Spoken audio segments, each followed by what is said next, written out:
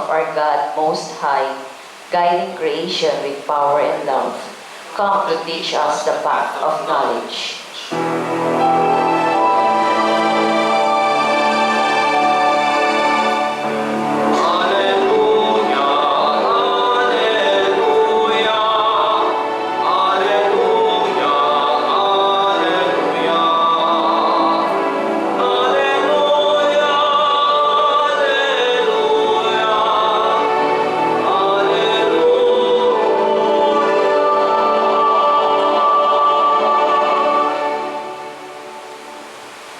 The Lord be with you. And with your spirit. A reading from the Holy Gospel according to Matthew. Glory to you, O Lord. The book of the genealogy of Jesus Christ, the son of David, the son of Abraham. Abraham became the father of Isaac. Isaac the father of Jacob. Jacob the father of Judah and his brothers. Judah became the father of Perez and Zerah, whose mother was Tamar. Perez became the father of Hezron. Hezron the father of Ram.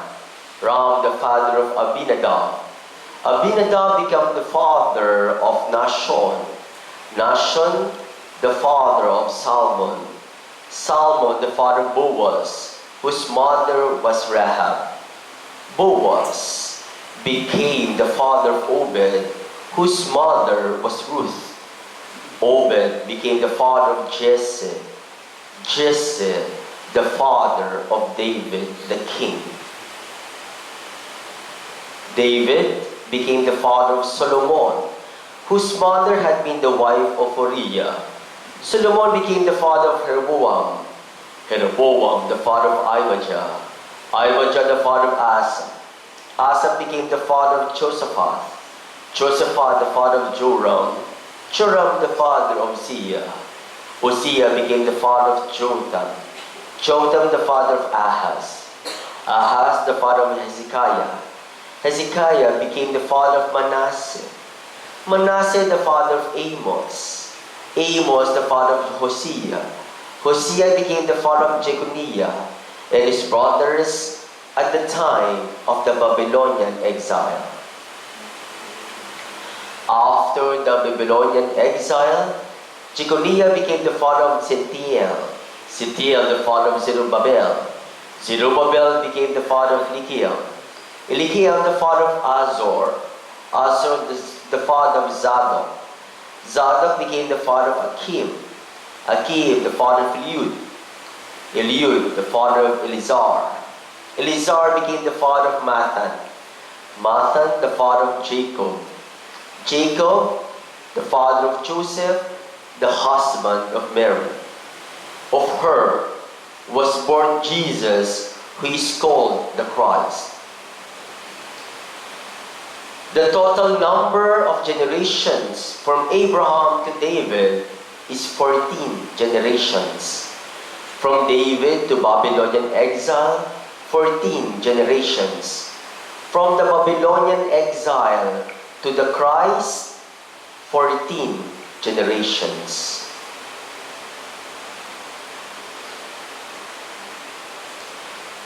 The Gospel of the Lord. Praise to you, Lord Jesus Christ. Magandang madaling araw po sa inyong lahat. So ngayon po, ikalawang araw ng ating Misa de Gallo. Talagang pinili niyo po talaga ang madaling araw. Okay? And may absent na ba? Okay? Pangalawang araw pa lang, may absent na. So, pero mga kapatid, sana po kumpletuhin po natin ang Misa de Gallo kasi naghahanda po tayo. Okay? With the help of Mama Mary na siyang sumisimbolo sa preparation. So, bakit po 9 days ang Misa de Gallo? Dahil nga po, 9 months, no? Na inalagaan ni Maria sa kanyang sinapupunan ang anak ng Diyos. So in short, Kapag kulang sa buwan, at kung mangyayari? Premature. Ayan. In Tagalog, kulang-kulang. So sana, hindi tayo magkulang at hindi tayo maging kulang-kulang.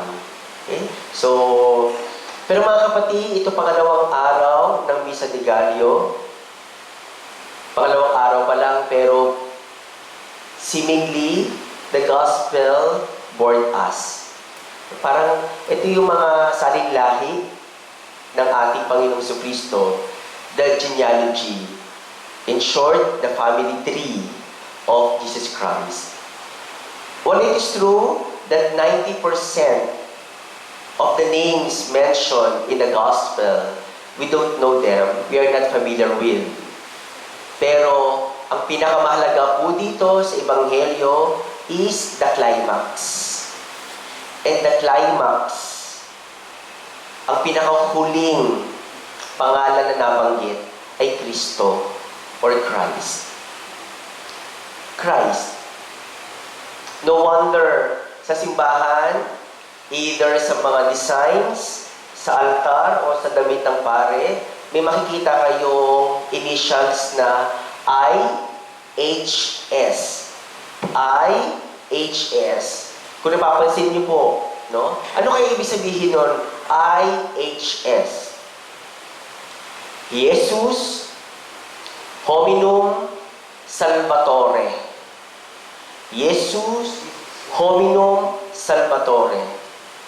In Tagalog, Jesus, the Savior of humanity. Okay?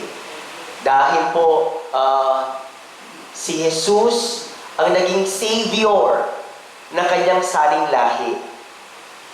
Okay? So, nabanggit dito, 14 generations, 14 generations, 14 generations. Yun po ay si Jesus ang climax. Si Jesus ang Savior na kanyang saling lahi. Kaya pag nilayan po natin kung paano magiging Savior, quote-unquote, sa ating saling lahi. Why? Because hindi naman tayo pinanganak na walang pinanggalingan. Lahat po tayo dito, no exemptions. Lahat po ay merong family tree. Lahat ay may genealogy. Lahat may lineage. Kaya, paano po tayo magiging katulad ni Kristo? Okay? So, how can we become Savior of our own family tree? We will use the initials IHS. First, improve our lineage. Lineage, ibig sabihin nun, family tree. Paano po natin may improve ang ating lineage?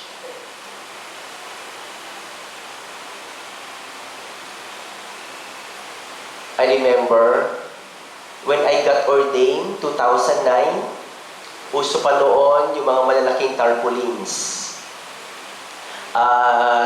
Sa sobrang busy ng celebration, ang pinakamalaking tarpaulins wherein nandoon ang aking mukha that says, "Congratulations to Reverend Father Fernando Sabado Jr., LRMS." Ayan. So, and after a day or two, hinanap ng aking pamilya yung tarpaulin. At sabi ko, oo nga, nasaan yung tarpaulin? Then, we found out na ang tarpaulin pala ay napunta sa Agoo La Union. Bakit napunta sa Agoo La Union? Yung pala, the relatives of my father, kinuha yung at dinala sa La Union at dinisplay doon. Sabi ko, ano naman nakinalaman doon? Bakit po? Dahil para sabihin sa lugar na iyon, at last, nawala na ang sumpa sa Sabado Clan. Sabado po kasi apelido ko. Sabi ko, ano ba yung sumpa na yan?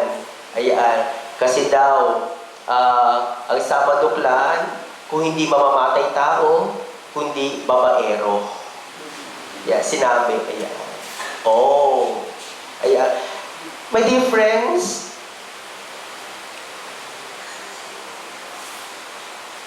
is our existence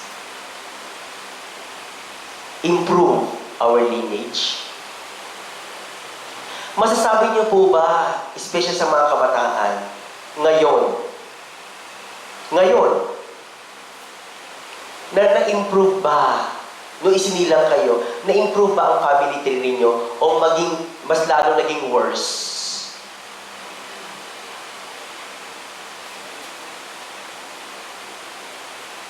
Ganun din po, kasi I'm a young professional before I entered the seminary. That's why I'm a licensed mechanical engineer.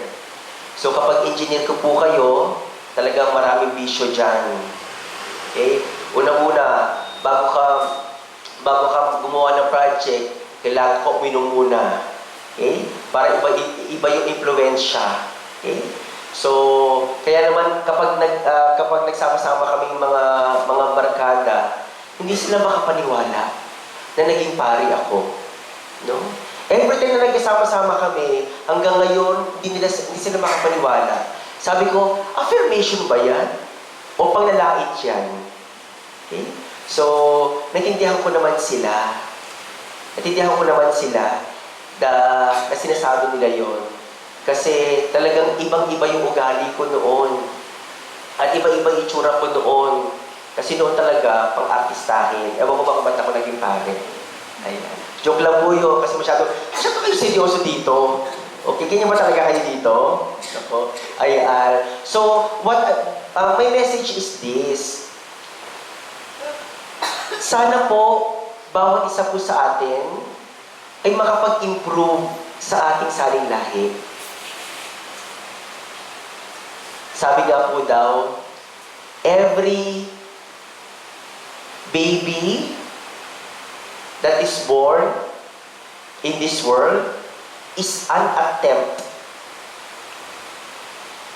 para mapaganda ang mundo. Naunawaan niyo yun? Na sa bawat pagsilang ng sanggol dito sa daigdig, ito po yung attempt, nagkatry na maging maganda ang mundo. So sana po, especially sa ating family tree, namnamin po natin na mayroong dahilan kung bakit tayo pinanganak dito. At sana, isa po doon is to improve our family tree. Pangalawa is heal our past. Heal our past. Meron nga po isang tatay, lasinggero, at meron siyang 2 anak. Yung isang anak na lalaki ay naging lasinggero din. Pero yung pangalawa niyang anak ay naging doktor. But when people ask the brothers, bakit naging lasinggero ka? At ang sagot, I look at my father. Yung doktor na anak naman, sinagot ang tanong na bakit naging doktor ka? Ang sabi, it's because I look at my father. Parehong sagot, pero iba ang resulta. Bakit? It is more on mindset. My dear friends, while it is true na meron tayong nakaraan, pero may kasabihan nga, our past cannot define our future. Ibig sabihin ito mga kapatid, hindi po tayo biktima ng ating nakaraan. We are not victims of our past, but victors. Victor! Yun po. So sana, wag tayong makaramdam na hanggang dito lang talaga ako. sapagkat ang aking nakaraan ay pangit. Meron nga po isang tatay na nagtitinda ng mani, no? Sa eskwelahan. At ang sabi po doon sa katabing vendor, "Pre, you know, ang anak ko ngayon ay nasa Ateneo. Yung isa naman nasa Lasal." "Wow, pre! Galing naman! Anong mga kurso ng mga anak mo?" "Anong kurso? Ang anak ko nagtitinda ng mani sa Ateneo. Yung isa naman sa Lasal." Bakit? Because nga, dahil nga ang tatay daw ay nagtitinda ng mani, kaya dapat ang mga anak magtitinda rin ng mani. We can heal our past. Okay? So, pero Father, ang Pasko napakadumi. Napakadilim. Yan ang kaibahan ng demonyo sa Diyos. Ang demonyo, kukunin ang kabutihan mo at sisirain ito. Ang Diyos, kukunin ang kadiliman, kukunin ang kapangitan mo at gagawing maganda. Okay? So wala po tayong excuse para sabihin na ang pangit ang nakaraan ko, kaya ang aking kinabukasan ay magiging pangit din. Heal our past. And the Lord will help us. Kagaya ng ginawa ni Jesus. Bakit? Ang kanyang pong salinlaki, may mamamatay tao, may prostitute, merong strangers. And yet, because of the wounds of Christ, nahilom ito. At the last point is S. Start now. Magsimula na tayo ngayon. Alam naman po ng mga salinlahi ni Jesus na mula sa kanila isisilang ang manunubos. And I do believe bawat isa sa kanila, bawat pangalan na nabanggit ko na hindi na natin alam, ay mayroong sariling contribution. Contribution. Okay? Nagsimula sila. Start now. Sabi nga po nila na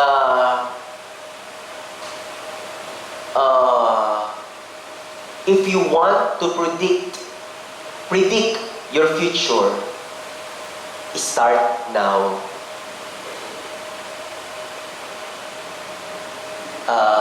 Nung bata po ako, talagang hinihila ako ng lola ko sa Quiapo every Friday.